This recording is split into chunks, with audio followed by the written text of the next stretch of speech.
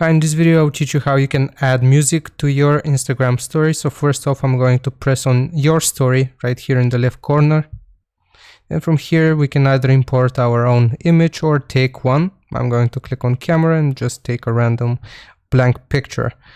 Okay, so from here you see these 5 icons in the top.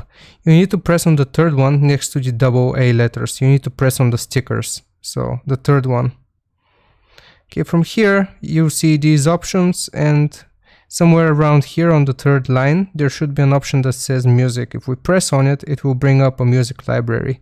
So here you can search for the song you wish to add, so make sure you know the song's title. So I'm going to search for one.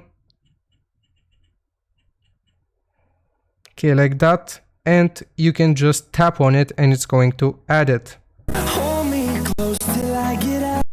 Okay, like that. So you can also add lyrics and it will read the lyrics as well. So after you're done, you can just press on done and you can publish your story like this.